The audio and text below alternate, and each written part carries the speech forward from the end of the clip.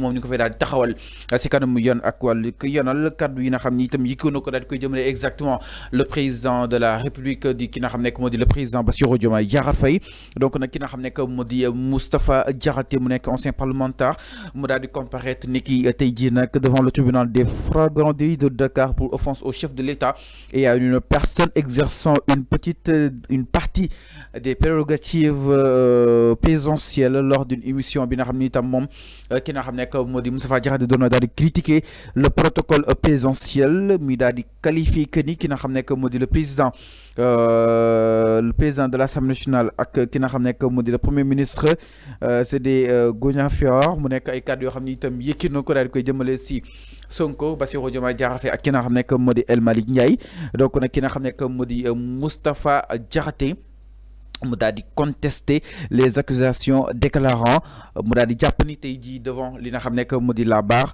je n'ai fait que chanter l'hymne de la République pour qu'on ne la clochardise pas. Un Gognafioor est quelqu'un qui ignore ce qu'il fait maanaam Gognafioor enfin mooy koo xam ni li muy def peut-être xamu ko concrètement foofu la ko utiliser donc un président peut se tromper président mën na tromper wu di def loo xam ni peut-être xamu ko wala kon nekk si exactement parce que nit rek la nit day juum d'après Moustapha Diakhaté mu daal jàpp ni moom nag moom nee na il faut respecter le président de la République.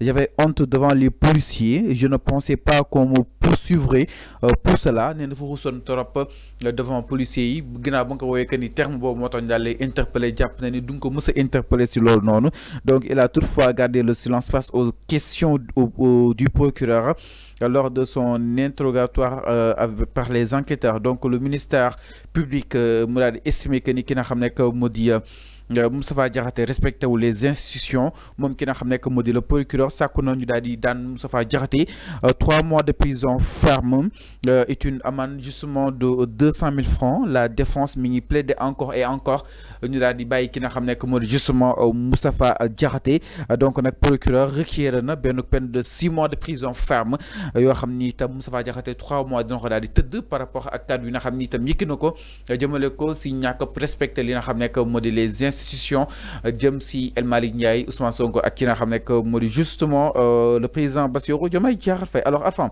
ba jàng daal def par rapport ak cette réquisitoire bi nga xam ni itam le procureur rend na ko mi ngi sàkku pour ñu daal di tëj ki nga xam ne moo di Moustapha Diakhaté 3 mois de prison ferme ginnaaw boobu daal di assortiré li nga xam ne moo di 6 mois ak amende bu daal di toll si 200 000 francs. Mais tout d'abord Arfan Moustapha Diakhaté nee na Gognafioor suñu xool mooy koo xam ne da ngay def dara doo ko xam c'est-à-dire une personne qui ignore ses actes naka na ko daal di jàngatee concrètement. balaa may ñëw ci loolu. xam nga dafa ne ba mu jàkkaarloo ak policiers yi dafa rus. dafa rus effectivement moo yay rus. Tu sais pourquoi. Un vieux de 80 ans comme Moustapha Diakhaté ñu lay arrêté pour ces délits là c'est honteux. Sénégalais ñoo war a rus pour moom. Les actes qu'il a fait les propos qu'il a tenus Sénégalais ñoo war a rus parce que un vieux de tel âge comme moom war na lan moo ko dese. Moustapha Diakhaté lan la dundul lu mu jot a dund ak lu ko desee lu mu jot a dund moo ëpp lu ko dese yàlla mu yéex nañu waxante dëgg. jamono bii nii daf ko war a fekk ci muy yor kurus dem jàkk di dund bonisam. mais loolu la comment un tel vieux là après avoir passé par l'Assemblée nationale mu incarner cette institution nekk président du groupe parlementaire de Benno Bokk Yaakaar pendant 5 ans sinon plus. Il vient pour nous raconter de ces choses là. Normalement, c'était lui le premier à respecter le président de la République, Moustapha Diakhaté, parce qu'il devait connaître cette institution. Mais pourquoi il ne l'a pas fait? Nous avons des délits, surtout il dit des choses, nous arrêtons, libérons, il répète la même chose.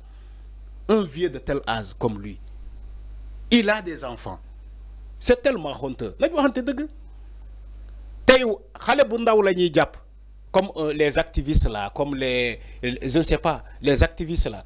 Nous avons des César de propos. Nous avons il faut que Magui aide pour nous. Mais un tel vieux, ñu jàpp la ci ay propos yu malsains. Après, tu dis que oui, Gougnafia, tu tentes même d'expliquer Gougnafia. Ce terme est technique, est trop technique. Trop technique. C'est lui qui l'a créé. C'est Moustapha Diakhaté qui a créé ce mot-là. Sa perception. Non, attends. Devant 18 millions de Sénégalais, tu nous dis que Gougnafia, le signifie c'est technique. C'est comme si il a créé. Même si vous avez Olof, il a créé Olof. Amna ñu gëna dégg Olof moom Moustapha Diakhaté. Pourquoi il nous explique ces choses-là? La police n'a pas besoin d'une séance d'explication de ce mot-là. Parce que même si le mot est scientifique, est tellement technique, on a une police scientifique. On a une police des mœurs. On a la section de recherche. On a la DIC qui peuvent chercher des éléments nécessaires pour la signification de ce mot Gougnafia. On sait comment ça se passe dans ce pays. Encore une fois, Fallo, Moustapha Diakhaté, il doit respecter le président de la République. Parce que ce n'est pas la première fois. On nous dit une fois n'est pas coutume. Le vieux là, c'est comme ça. Hein? C'est comme ça qu'il procède. Li moy jikom, ngeen bal ma. Mom Moustapha Diakhaté, li moy jikom. Su nekkulon mag, dama koy ne dafa rew. Ngeen bal ma. Dama ne su nekkulon mag, dama ne mag bu rew la. Parce que tu ne peux pas avoir un tel âge. Yow ñu lay japp ci ay offense au chef de l'État. Ay atteinte xawma. Non, mais c'est pas sérieux Fallou. C'est pas sérieux. Le protocole présidentiel bi nañ ko respecté. Dama ne jiital Diomaye taxi El Malick Sonko nekk ci ginnaaw. Fallou. Il a été jugé. Ses propos ont été jugés irrespectueux envers le président. Le protocole du palais ou bien le protocole du président de la République. C'est pas Moustapha Agnès qui l'a créé. C'est écrit dans quel article? C'est la question que je pose. Non, Arfan, si non, c'est pas mon président Zorcé Boudougou. Exemple. Fallou. Il parle pas dans ce sens. Il faut pas détourner le débat. Man ma gëna xam li may wax. Tu peux pas me manipuler ou manipuler les Sénégalais. Moustapha Diakhaté ne parlait pas dans ce sens. Il dit le protocole du président de la présidence. Il dit le protocole de la présidence. Premier président Moïse Djitou, top petit président de l'Assemblée nationale, top petit premier ministre, bon pareil, amuñu droit à rétan. C'est ce qu'il a dit. C'est écrit dans quel article? Bu fekkee moom Moustapha Diakhaté moo ñu gën a jàng droit wala moo ñu gën a jàng ce protocole présidentiel nañu wax ci ban article la ñu bind loolu lii mooy manipulation bi non lii mooy manipulation bi ban article la ñu bindee loolu lui qui connaît même pas l'État. Je suis désolé, Moustapha Diakhaté il connaît même pas l'État. Il connaît même pas la structuration de l'État. C'est des gens qui sont là parce que ils ont eu l'occasion d'être des politiciens. Ils ont le savoir. Ils n'ont même pas le savoir. Ils ont eu ces postes-là par accident parce qu'ils ont fait la politique. Est-ce que mon jang na branche bobu science politique? Est-ce que xamna ni existé na? Mom Moustapha Diakhaté mi. Arrêtez de donner des leçons aux gens. Ñi ngay joxe ay leçons ñoo la gëna jang fouf, ñoo la gëna xam. Say doom sa ñoom ñoo leen gën a jàng fouf.